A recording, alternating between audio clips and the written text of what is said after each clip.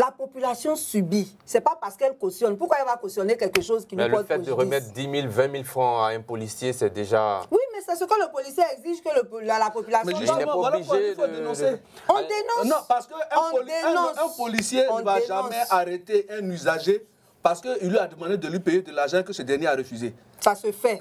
Et puis on te met aux arrêts. Ça se fait. Non, non, madame. Malheureusement, c'est la fin de cette partie. Mesdames, messieurs, nous allons maintenant faire place au carton rouge juste après ceci.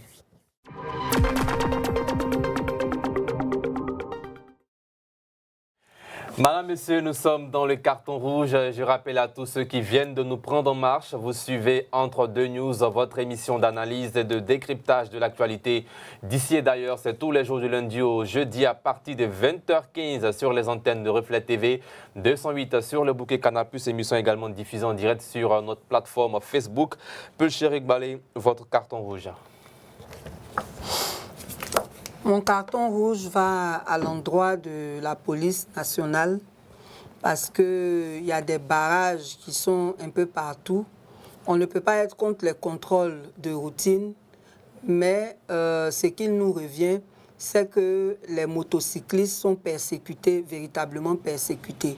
On leur demande leur permis pour ceux qui travaillent qui font la livraison. On leur demande les patentes, on leur demande les autorisations qu'il faut. Mais même quand ces motocyclistes-là ont toutes leurs autorisations, il faut forcément que le policier trouve quelque chose.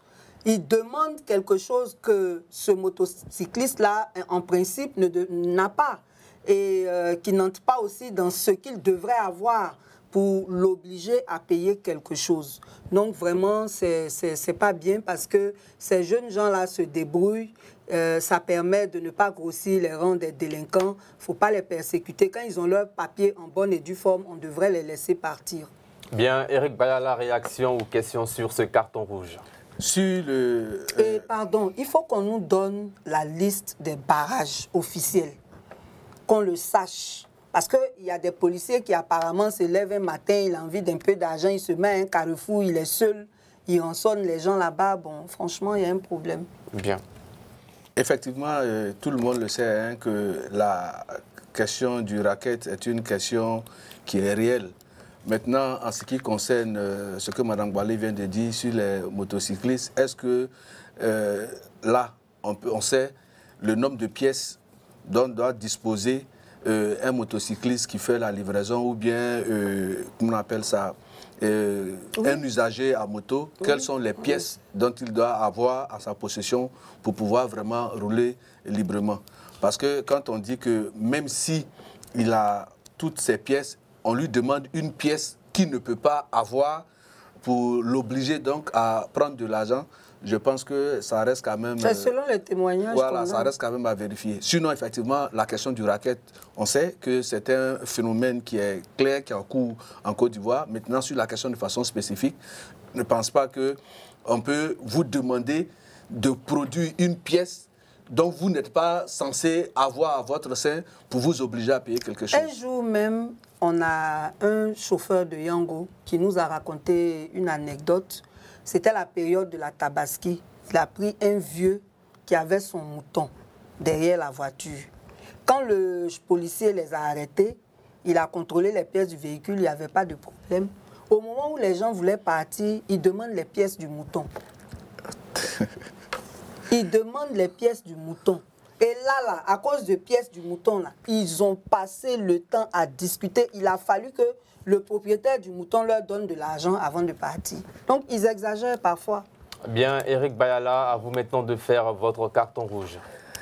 Moi, mon carton rouge, c'est à l'endroit des camions qui transportent le sable. Qui transportent le sable et puis des camions qui transportent également le béton. Vous partez à Abidjan, le béton verse sur le bitume, ça dégrade la route et rien n'est fait. Et généralement, tous les camions qui traversent, pardon, qui transportent le sable, ce sont des camions qui n'ont pas de feu de signalisation.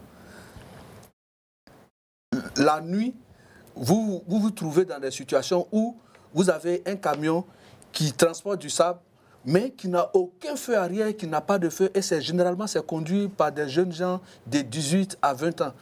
Et ces camions-là sont la base de beaucoup d'accidents. Franchement, une fois de plus, on demande à la police de faire son travail. Et que le ministère de l'Assainissement puisse prendre des mesures pour que tous ces camions qui rendent la ville, sinon qui participent à rendre Abidjan sale, que le ministère prenne des dispositions pour que le sable, ceux qui payent, sinon qui versent le sable sur le bitume, puissent payer vraiment des droits, ou bien à défaut qu'ils prennent des dispositions pour ne vraiment pas salir. Parce que vous regardez, quand le béton verse sur le bitume, après, ça dégrade la route, ça rend la circulation difficile.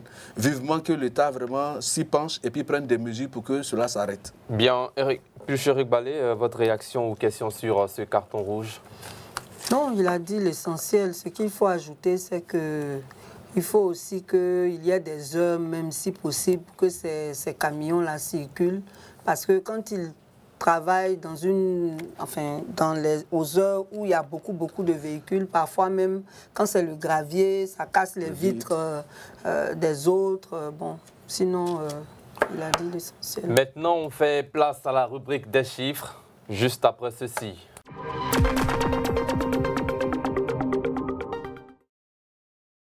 Eh bien, le chiffre du jour, c'est un chiffre que vous connaissez très bien, 2,6. C'est quoi ça encore? Ah bon, Eric Bayala? Le taux de chômage annoncé? Bien sûr, voilà.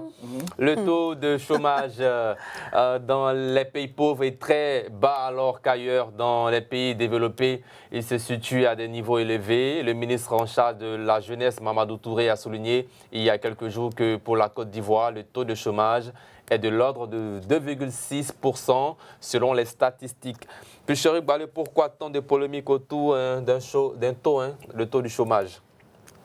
Bon, par rapport aux réalités des citoyens, les chiffres sont toujours en déphasage. Et donc, c'est tout à fait normal que les gens s'en plaignent. Eric Bayala. Oui, je pense que si le taux de chômage qui est estimé à 2,6%... Ce n'est donc pas la réalité non, sur le terrain?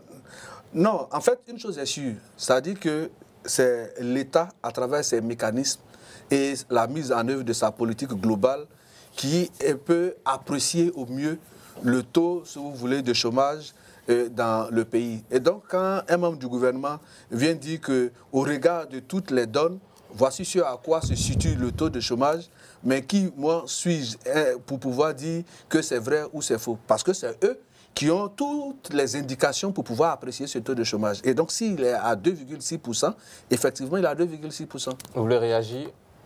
Non. Ça va.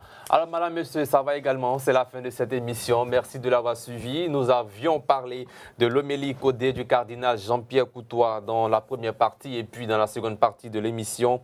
Il était question de faire des analyses sur la politique sociale du président Ouattara de 2011 à 2024. C'est la fin de cette émission. D'ici là, portez-vous bien. Rendez-vous demain à partir de 20h15 pour un autre numéro. Et nous tenons à rappeler également que le 7 août, vous aurez une édition spéciale sur l'adresse du chef de l'État qui sera faite le 6 août. D'ici là, portez-vous bien et bonsoir.